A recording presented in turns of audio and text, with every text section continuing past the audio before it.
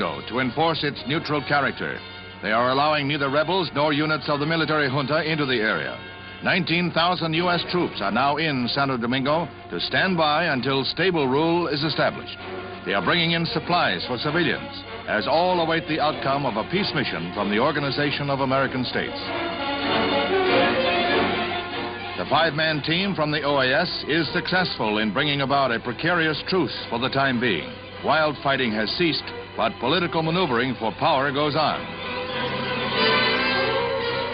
Death still stalks the streets of Santo Domingo, although the people appear calm in the wake of the revolt that claimed 2,000 lives. As the Marines clear the last rebels from the international zone, 2 more Americans are reported dead. This brings to 10 the number of U.S. service dead on the day of the truce signing.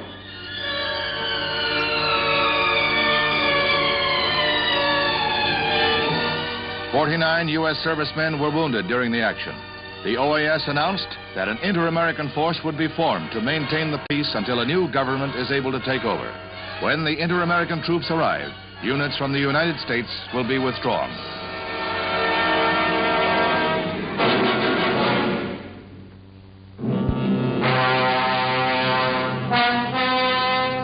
A South Vietnamese attack on a communist Viet Cong stronghold south of Saigon is a coordinated air and land operation that penetrates a swampy area at Kien Hoa.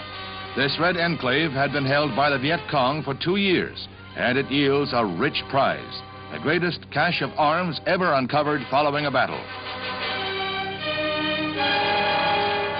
Tons of weapons and ammunition were found in the false roofs of thatched huts in the village. The find is assembled in an inspection area for the International Control Commission to classify. Except for 240 American Springfield rifles that were probably from a Chinese warehouse, most of the weapons bear Peking markings.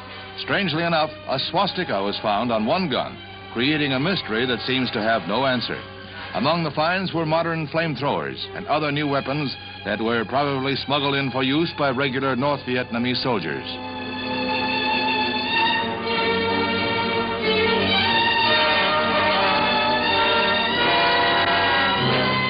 One gun was a red Chinese copy of a Japanese weapon, a gun that the Japanese have long discontinued.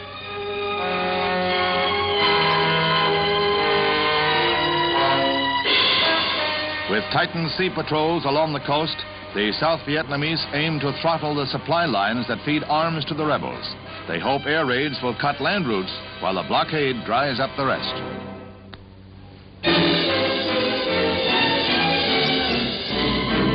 They've begun the countdown at Indianapolis as they tune up for the famous 500. What better way to inaugurate festivities like these than floats and pretty girls?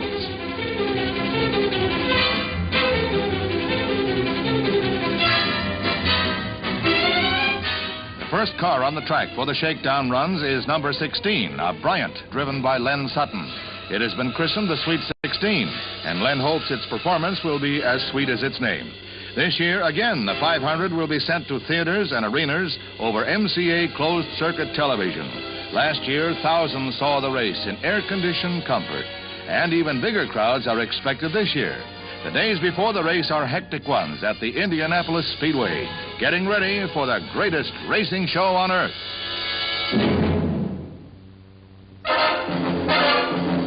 The biggest day on the English sporting scene is the playoff for the Soccer Cup. And the 100,000 on hand today to see Liverpool meet Leeds includes a real pair of fans, Queen Elizabeth and Prince Philip. The game proves to be a cliffhanger right from the opening whistle.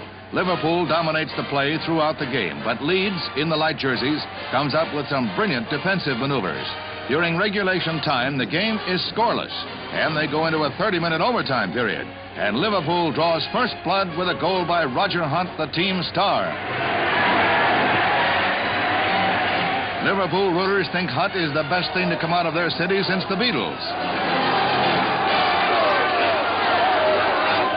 There's more action in the overtime period than in the rest of the game. Leeds goes all out to offset the 1-point deficit, and Billy Bremner evens it up. The score is tied 1-1 as they go into the second overtime period.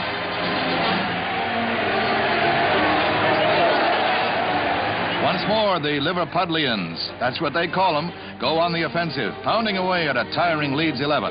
They almost end it with this beautifully executed play, but it goes high.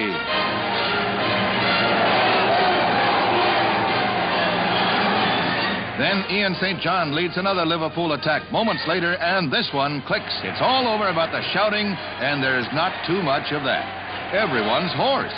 The moment of glory for Liverpool as the Queen presents the coveted cup to Captain Ron Yeats. It was the first overtime cup final since 1947. What more could Liverpool want? First the Beatles, now the cup.